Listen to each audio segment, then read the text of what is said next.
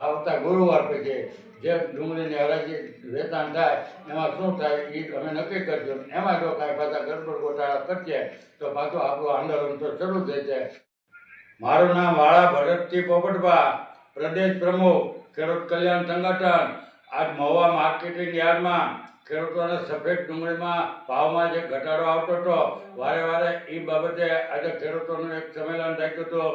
એમાં મહુવા તાલુકાના, ભાવનગર જિલ્લાના, અમરેલી જિલ્લાના, ગીર સોમનાથ અને સુરેન્દ્રનગર જિલ્લાના, જૂનાગઢથી ઘણા બધા ખેડૂતો આવ્યા હતા. એટલે એની મિટિંગ કરી અને એમાં નક્કી કર્યું અને સર્વાનુમતે ખેડૂતોએ પોતાના મંતવ્ય આપ્યા અને આગેવાનોએ પણ એમ પોતાના વક્તવ્ય આપ્યા. એમાં સર્વાનુમતે નક્કી થયું અને યાર્ડવાળાએ પણ એમાં સંપૂર્ણપણે સહમતિ દર્શાવી. એટલે કે જૂની જે ડુંગળી પડી છે યાર્ડની અંદર એ હજી કાલનો દિવસ હાલશે ત્યાં સુધી યાર્ડમાં ડુંગળી મગાવી નહીં અને ખેડૂતોને અમારી બધાની માંગણી મંજૂર કર્યું. ખેડૂતોને પૂછીને અમે સહમતિ લીધી કે હવે ડુંગળી છે એ યાર્ડમાં ઉતારવી નહીં, ઊભા વાહન જ વેચવા. ઊભા વાહન જેટલા આવે એટલા વાહનની હરાજી કરવી, એમાં સારી ડુંગળી અને સારી ગુણવત્તાવાળી ડુંગળી લાવવી અને નમૂનો બતાવી દેવો અને પછી ઊભા વાહન વેચવા. એટલે ઝાઝો ભરાવો થાય નહીં, રોજે રોજ ઊભા વાહન આવે. હવે ડુંગળી છે એ યાર્ડવાળાએ કબૂલ્યું. અમારું પણ સૂચન જ હતું કે અત્યાર પછી જે સફેદ ડુંગળી છે એ 80% તો વેચાઈ ગઈ છે, હવે ફક્ત 20% બાકી છે. એટલે 20% ખેડૂતો જો થોડાક દિવસ પોતાની ધરપત અને આમાં સહમતિ દર્શાવે તો ખેડૂતોને પૂરેપૂરા ભાવ મળવાના છે.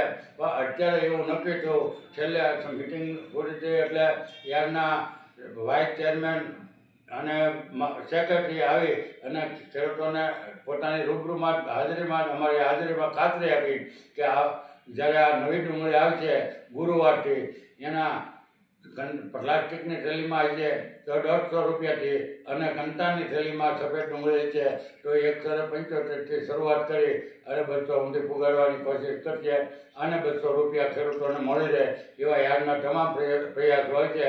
કાલે પણ આ આંદોલનના કારણે માર્કેટિંગ યાર્ડમાં એક મિટિંગ બોલાવેલી.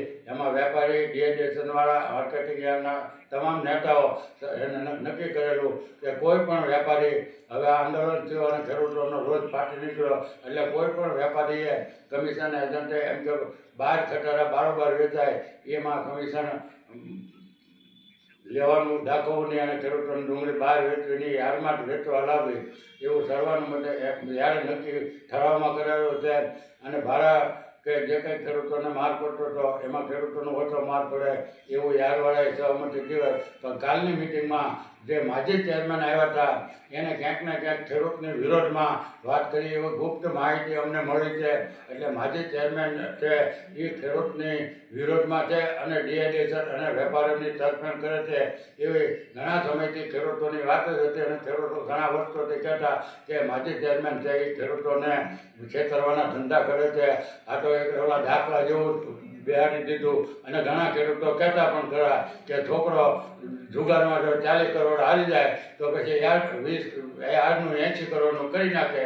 એટલે આ પુરાવો કાલ એને સાબિત કરાવી દીધો અને માજી ચેરમેને ડીએડેશન અને વેપારીઓની તરફેણ કરી, ખેડૂતોની તરફેણ કરી નથી. જો એવું કાંઈ થયું હોય તો એના અમે સખત શબ્દોમાં વખોડી કાઢી છે.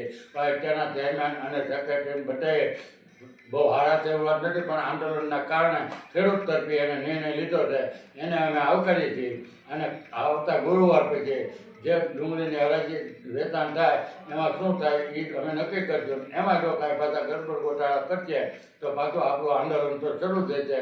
અને જ્યાં સુધી ખેડૂતોને ન્યાય મળશે, જેટલો ન્યાય મળે એ ન્યાય ખેડૂતોને ન્યાય અપાવવા અમારા તનતોડ મહેનત થઈ છે.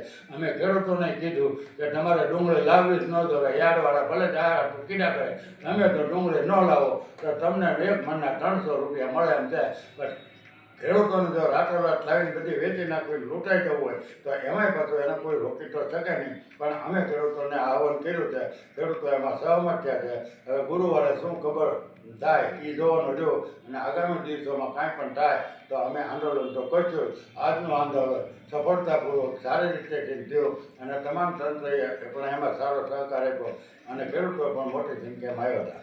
અને એમાં સહકાર આપ્યો અને આવનારા દિવસોમાં જે કાંઈ કરવું પડે એ ખેડૂતોએ પણ તૈયારી દર્શાવી છે. જય હિન્દ, જય ભારત.